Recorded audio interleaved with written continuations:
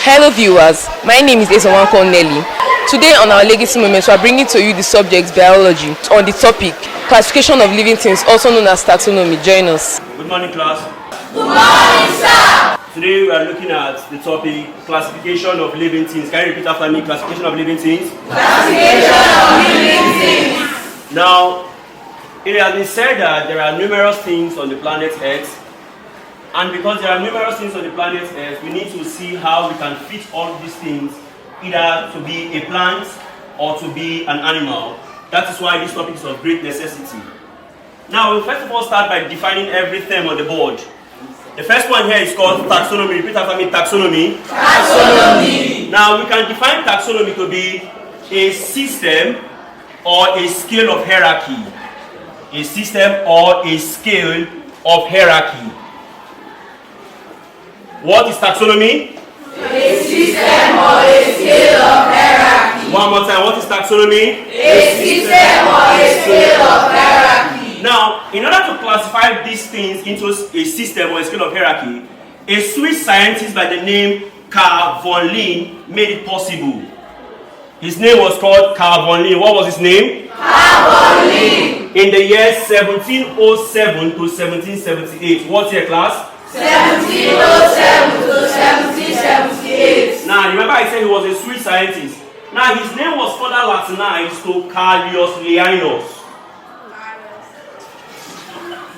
His name was Latinized to Carlius Linnaeus. Now, to explain it further, he classified plants in the year 1753. What year did he classify plants? 1753. And he classified animals in the year 1758. Class, what year did he classify plants? 1753. What year did he classify animals? 1758. What did I define taxonomy to be? A system or a scale of hierarchy. Good. Now, in taxonomy, only two names are important. How many names are important? Two names. The first is called the generic name. Now, if I don't want to call it generic name, I will call it genus. And the next is called the specific name. If I don't want to call it the specific name, I will call it what? Species. Two names are important. Number one is the generic name called the genus. Number two is the specific name called what? The species. Now take note. The generic name must always begin with a capital letter. What letter? Capital letter. I'll give an example. And the specific name must begin with a small letter. Now look at something here. For example, we want to write man. Man being homo sapien. In as much as we say it's correct, it's very wrong. Because why? The generic name is supposed to begin with the word a capital letter, and this begins with the word a small letter. So it becomes like this. A small letter, sapien. Are you seeing it now? So the generic name must begin with a capital letter, and the specific name must begin with the word a small letter. Now let's run through some organisms and their taxonomy. It follows this order. The kingdom, the phylum, the class, the order, the family, the genus, and the word, the species. Now, for an animal, it is called phylum. For a plant, it is called subdivision. Get the difference. For an animal, we use the word phylum. For a plant, what do we use? Subdivision. For an animal, we use Phylum. For a plant, we use Subdivision. Now let's look at some organisms. First, paramecium. Next, housefly. Next, domestic cats. Next, we look at lion. We also look at gorilla. We look at man. We look at dog. Let's put an elephant. Then we can manage the space. Let's put maize. Now let's see them. Remember how the order would be. The order would be from the kingdom to the phylum to the class to the order to the family to the genus and species. Repeat after me. Kingdom, phylum, class, order, family, genus, species. Good. Now look at this. Paramecium, the kingdom, we say Animalia. What did I say? Animalia. Now, for the phylum, please look up, everybody. For the phylum, we say Protozoa. What do we say? Protozoa. Now they will ask you, why are you saying Protozoa? Because it's a unicellular organism. Was it? A unicellular organism. Now the class, we say Ciliata. Meaning, the paramecium moves by the aid of the cilia. So for the class, what do we say? Ciliata. Now for the order, we say Holotrichia. Now notice something. All the family name of every organism must end with IDAE. What must the family name end with? IDAE. What was the family name end with? IDAE. So this one becomes Paramecidiae. You see it now. So from here we can get the name Paramecium caudatum. So let's play with this one. Now, the kingdom of Paramecium is called Animalia. The phylum of Paramecium is called Protozoa. The class of Paramecium is called Ciliata. The order of Paramecium is called Holotrichia. The family of Paramecium is called The Paramecium. genus of Paramecium is called The Paramecium. species of Paramecium is called. Caudatum. We move over to the next one. Housefly, we also have here Animalia. The phylum we have Arthropoda. Now let's understand something. The arthropod are the greatest phyla for the invertebrates. What did I say? The arthropod are the greatest phyla for the invertebrates. Good. Now when we say arthropod, look at it there. Under the arthropod, we have the following. We have Ciliopoda. We have Diplopoda. We have crustaceans. We have Arachnida. And we have Insecta. That's why they are the greatest phyla. Now, for the class, we have here Insecta. We just talked about it here. The order, we have Diphtheria. Now, remember I told you all the family names end with what? IDAE. We have here Musidiae. So I'll underline that for you to remember. The genus is called Musca. The species is called Domestica. So class, the kingdom of housefly is called Animalia. The phylum is called Arthropoda. The class is called Insecta. The order is called The Diphtheria. family is called Musidiae. The genus is called Musca. The species is called Domestica. Good. We move on to the next one called the domestic cats. We have here Animalia. We have here Chordata. Now look at it very well. Now the class we have here Mammalia. Now but there is something striking here. The order, it becomes a carnivorous animal. What does it become? A carnivorous animal. So write a carnivoria. I have said it too many times. All carnivorous animals have the same dental formula. Look at it here. I, C, C, P, P, M, M. What does I mean, class? Incision.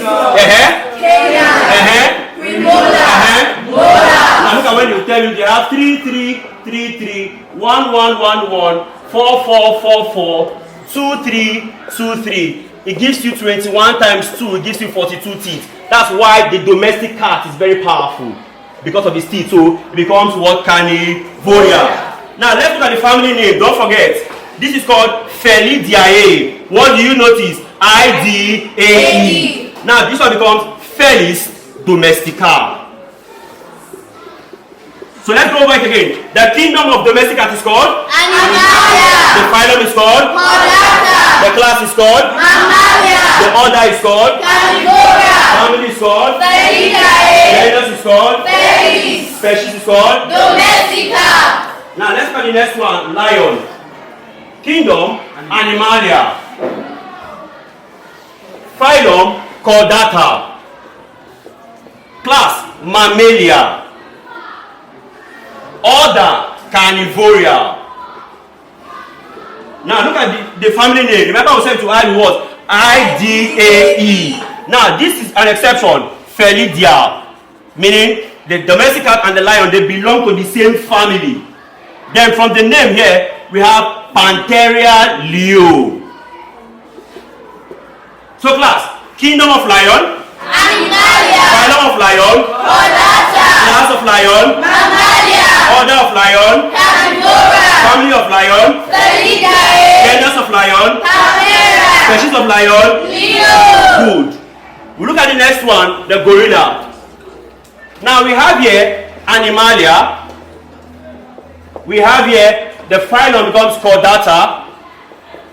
The class becomes Mammalia. Now the order becomes primates. The family becomes Pongidae. IDAE. The genus becomes gorilla. The species becomes gorilla.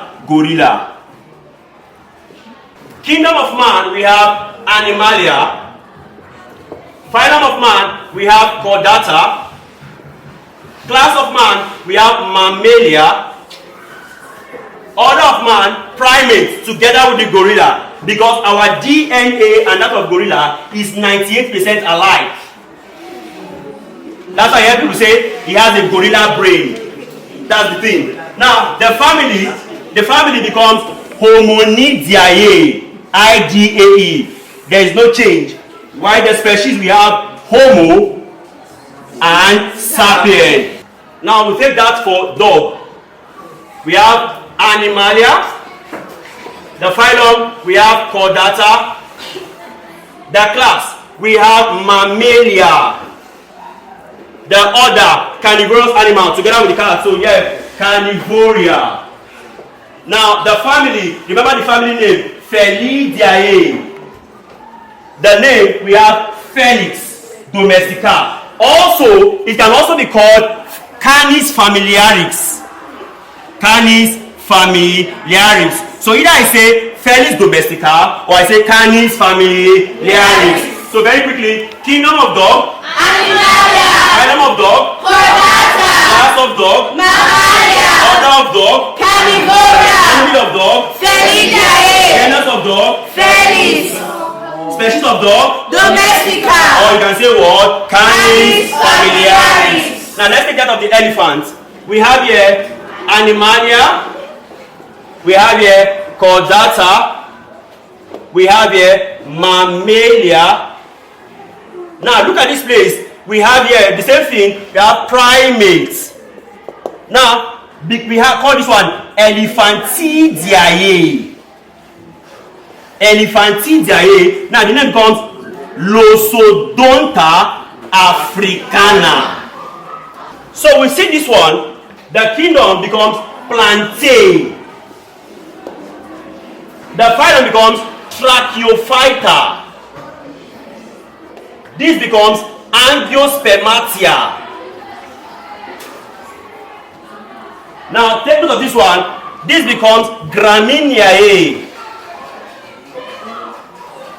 This becomes Monocotyledonous.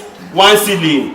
From the name, this becomes Z-maize. So let's take it quickly. The kingdom of maize. Plantae. Subdivision of maize. Tracheophyta. Class of maize. Angiospermata. Order of maize. Gramineae. Family of maize. Monocotyledonous. Genus of maize. Z. Species of maize. Maize. Now I have told you that taxonomy was brought about by who? A Swiss scientist called in the year 1707 to 1778. when did he classify plants? 1753. When did he classify animals? 1758. How many names are important? The first one is called and the specific name of the generic name must begin with a dash. The specific name must begin with a dash. We continue from there in our next class. Have a nice day. Thank you everyone. We have come to the end of the topic classification of living things, also known as taxonomy under the subject biology. Please join us next time. Salvation International Preparatory School. Salvation International Preparatory School. A place